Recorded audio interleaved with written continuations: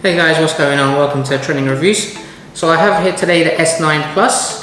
Now I'm going to be going through some of the features around the camera, but just to give you a quick update on the S9 Plus, it's not exactly a redesign from the Samsung S8, it's more of a refinement. Now, a couple of things to note around the design changes. The fingerprint scanner is now at the back in the middle. It used to be right next to the lenses on the top left hand corner. I think around the size, I've noticed that it's a little bit more of a matte finish rather than a metallic finish. If you compare the S8 to the S9, it's probably going to be around almost identical. In terms of the specs, the RAM is increased a little bit. There's not a huge amount of changes in this S9 Plus. However, Samsung did come out with various set of colors that this phone can come in. One of them is coral blue, one of them is a lilac purple, and they'll also be selling a metallic silver. But I went ahead and just got the black one because I think the black looks a little bit nicer. But one thing to note, they still have that glass finish at the back. Now, one thing to note is that once you get the phone straight out of the box, it immediately gets fingerprints all over it. So it's not something that you'd continue using without any case or a debram skin or so on. Now, it still has a headphone jack. For me personally, I think that's quite useful. I don't like to carry around the dongle that you get with most phones as an adapter. I've always had wired headphones. I do have some wireless headphones as well, but I think it's not a major problem for phone companies to leave the headphone jacks in there. It allows me to also charge my phone and to listen to music at the same time when I'm at work. Maybe the phone is on the desk or so on. One other thing worth mentioning is that the phone now has Dolby Atmos surround sound. Now, I know Samsung audio has generally been quite good, but having the Dolby surround sound inbuilt into the speakers, I think, is a really good step for Samsung. When you're listening to the audio, you could even feel the vibrations when watching the shows or movies on your phone, which I think is pretty awesome, so that you can get that cinematic feeling towards watching stuff on your phone, which a lot of people sometimes don't tend to do. They probably watch on their laptops and so on. Now, today I'm going to be focusing more on the S9 Plus camera. Now, Samsung have gone all out. They've got this dual camera on the S9 Plus, which can automatically adjust the wide lens aperture to get a really focused. And they've developed a camera lens that can automatically adjust the wide lens aperture to a really focused in aperture within an instant. Now, if you know anything about photography, you know that's pretty revolutionary, especially on a smartphone. The camera, once you put it into Pro mode, you can switch between f1.5 and f2.4 with the lens at the back visibly switching between those two different modes. Now, what that means in layman terms is that f1.5, it will let in a lot more light, so that it allows you to take better pictures in low lighting or even in the dark as well. And at f2.4, it narrows in and focuses on objects, allowing you to capture sharper details at close range. So let's go ahead and take a look at that now.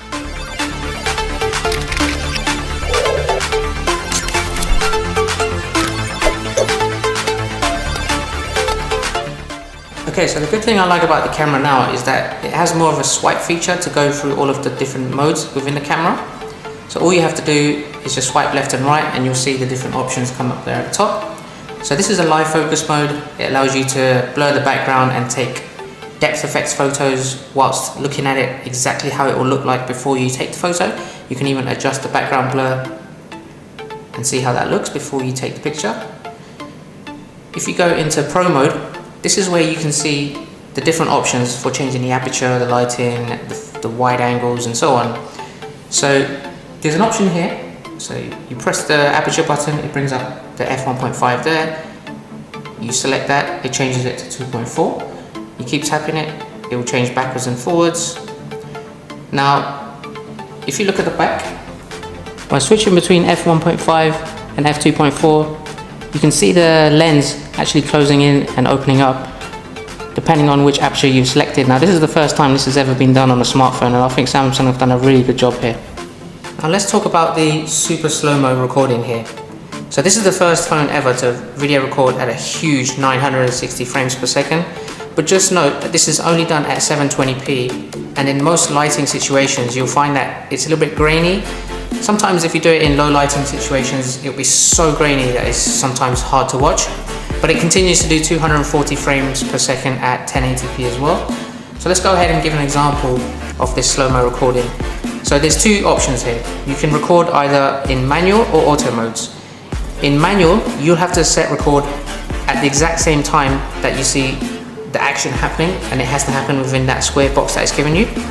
Now you can move the square box around depending on where you're going to record the slow motion, or you can set it to auto mode here on the bottom left, so that it automatically picks up fast motion that happens within that square box, and it will set the recording to happen automatically.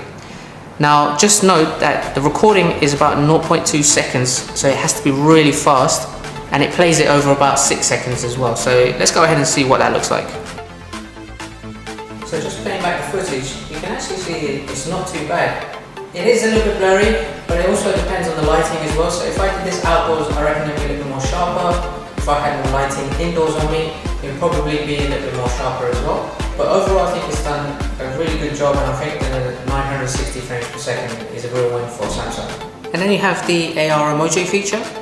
So you swipe down to AR emoji.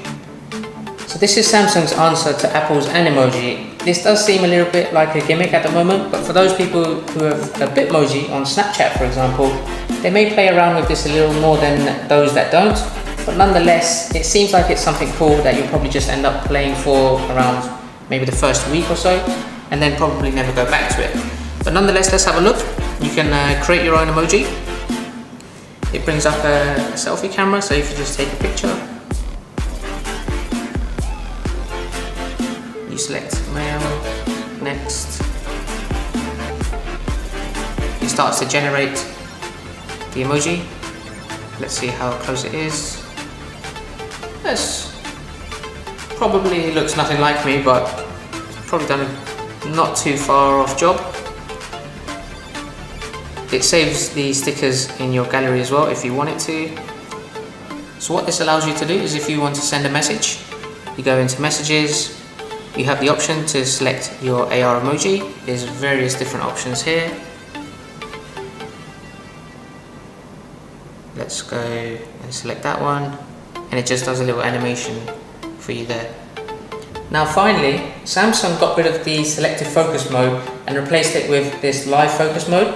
There's also a selfie focus mode for those who want to get a portrait picture from the front-facing camera, which I think is still far behind the portrait modes that you find on the iPhone X and Google Pixel 2. So Samsung really have to up their game in the portrait photography market, which to me is a little bit disappointing.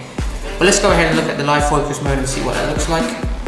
You have to move a little bit further away from the subject like it mentions there. So let me go ahead and move this a little bit further back. So now it will tell you that it's ready with the yellow button there. So you can go ahead and blur as much as you want, less as you want. So let's go ahead and take that picture. Let's go with less blur. Now just taking a look at the pictures now, you're able to choose between wide angle and close up as well. It basically saves both options when you take a live focus picture, so that you can choose between both of them, whichever came out better. So I think if you look closely, it's done a pretty good job blurring the background here on the little baby Groot. I still think the Google Pixel 2 XL portrait mode is a little bit better, a little bit sharper. It's able to capture the background a little bit nicer than this one, but it's a nice attempt from Samsung. I think I will continue to use this and explore this a little bit more. So make sure to subscribe. I'm going to do a photography test with my Google Pixel 2 against the camera on the S9 Plus and give you comparisons with portrait modes and other various modes as well. So just keep an eye out for that. Overall, I think the camera is definitely a step in the right direction. So far, it seems to be the best camera on the market today. There's probably a little bit of a debate between the camera on S9 Plus and the Google Pixel XL. Am I convinced enough to switch from my Google Pixel 2 XL back to the Samsung S9 Plus?